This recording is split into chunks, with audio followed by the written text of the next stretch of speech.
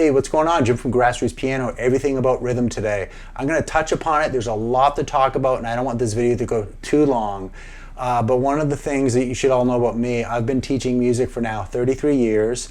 I have a master's degree in percussion. I've studied African drumming as like a exploratory thing, definitely not an African major. I've done gamelan, I've done North Indian drumming, tabla and all that, worked on new music. You name it, I've explored a lot of rhythm. And I'm not sure why I haven't been talking about this on this channel, but we are now. And I'm also bringing it up because I had a student about a week and a half ago, an adult student. She was really getting frustrated with counting out loud. And then I'm finding on YouTube that there's other ways to do rhythm. There's an ideation of hearing rhythm. There's words you can use. I'll tell you right now, anything you do, it's going to take work. And some learners are just going to need to work a bit harder with rhythm.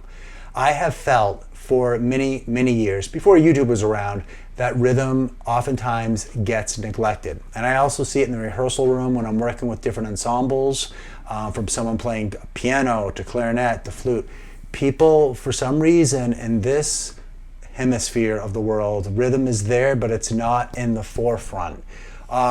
Besides me studying some African drumming and all that, I've wrestled with rhythm, and I'm really glad that I've been paying my dues, as we say, getting into rhythm and understanding it. In this video, I wanted to talk a little bit about my musical trip to a country, Haiti, which is really rich with music, but unfortunately devastating, the poorest country in this hemisphere. It's unfortunate, but I wanted to share some things that I've learned about music there, and this is after getting my degrees and all that.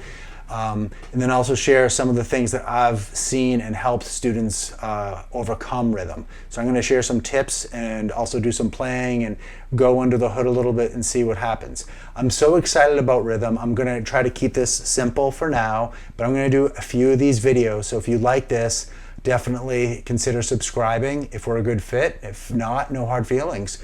But if you like this, definitely subscribe, because I'm going to have some new videos on this concept, and I'm going to get some worksheets out there too.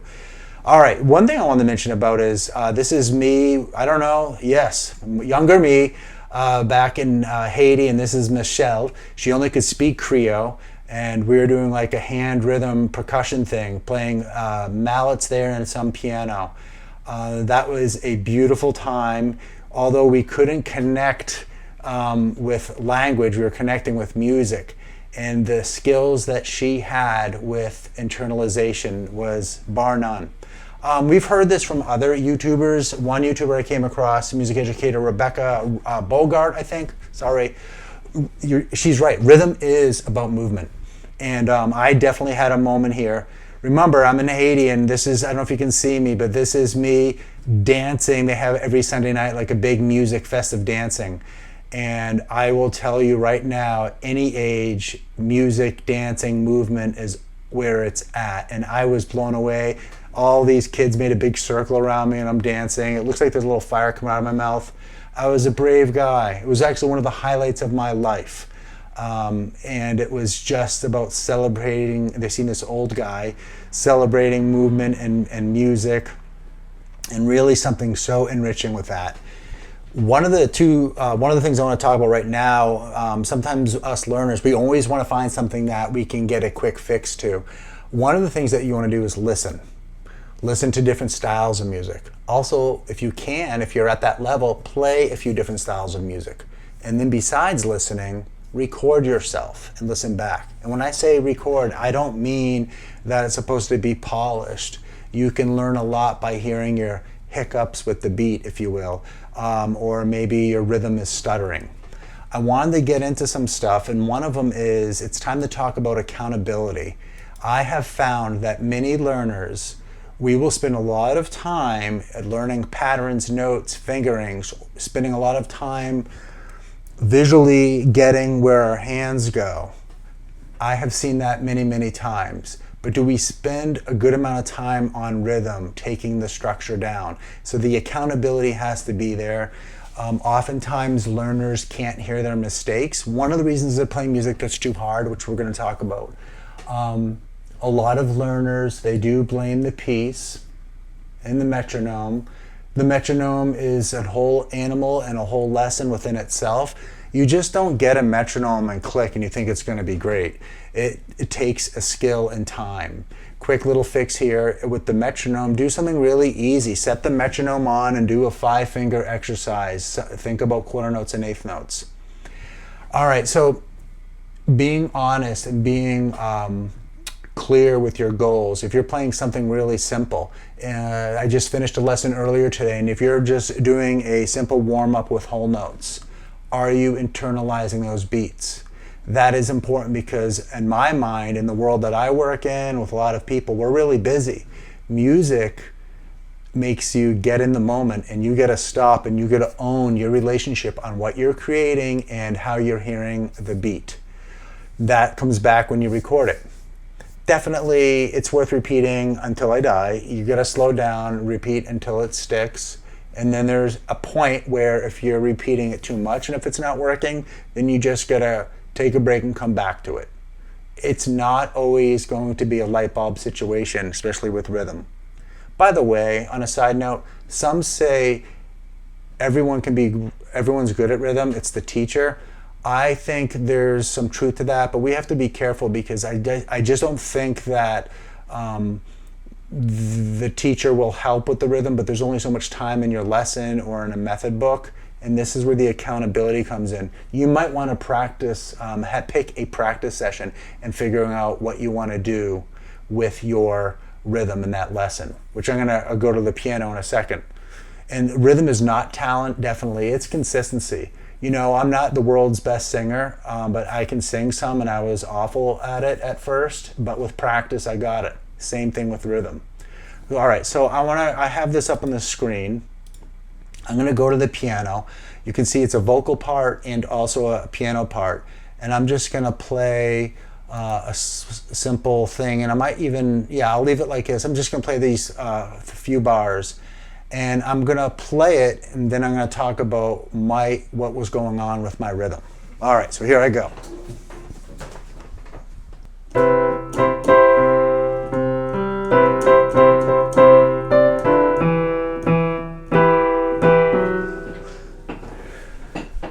All right, now did you see some of the things I was doing? One, this happens a lot. I didn't prepare. I didn't sit and own a tempo. I just kind of went for it because I've been busy.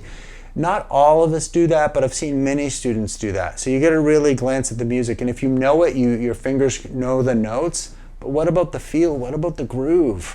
So in this case, you can break it down and maybe just warm up slow. 3, 4, 1, 2, 3, 4, 1, 2, 3, 4, 1, 2. Both hands. 1, 2, 3, 4, 1, 2, 3, 4, 2, 3. And there I am counting beats out loud. And I wanted to talk about this because someday we're going to get to the point where not all like food names and certain words are, or what are we, kittens or animals. I use that at times, but sometimes the counting is where we have to have ownership. And that, I didn't put it here, but that is also accountability. You have to be able to understand how things line up. And even though if it takes a long time, there is a trick. Go ahead and break it down and do something simpler. Because if you don't ever own on how subdivisions work, you're going to run into roadblocks. That's why some of the reasons we have a hard time getting rhythm down. So when I played this exercise, one of the things I want to show you is I kind of understood the rhythm, but like a lot of us, I did not understand the internalization. And then there's a kind of tricky, a lot of notes here. This hand has to move position. There's a tied note. There's stuff going on this measure. You have to isolate that. You have to slow it down. Sometimes, yes, the idea of saying words like whatever it is, Pikachu, bologna, whatever it is, pineapple. I know some adult students, they find it gimmicky and they're like little kids.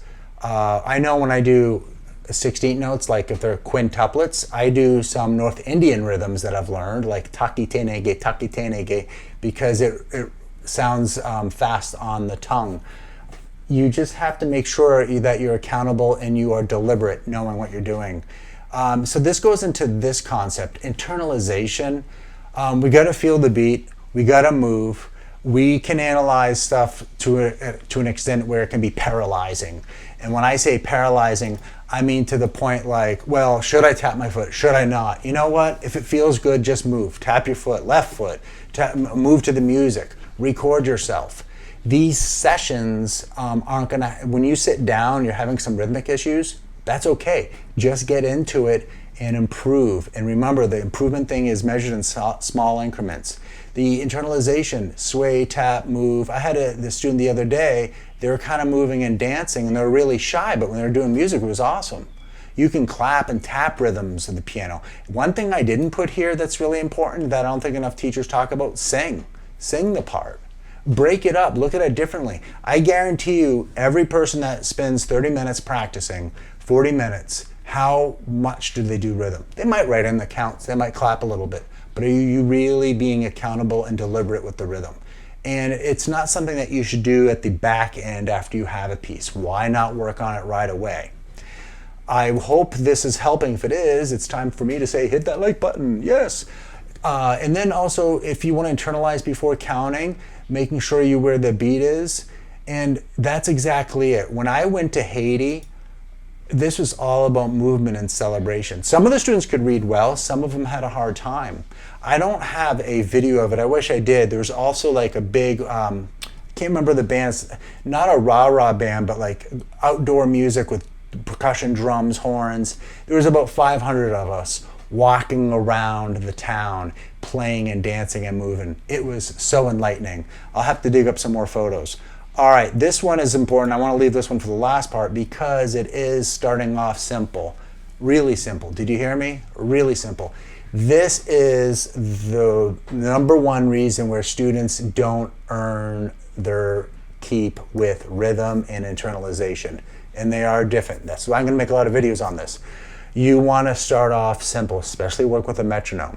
We think, I know a lot of you have careers or you might be retired and you've done X, Y, and Z. In music, it's gardening. You have to go back and maybe re-look at something and groom something, look at something differently.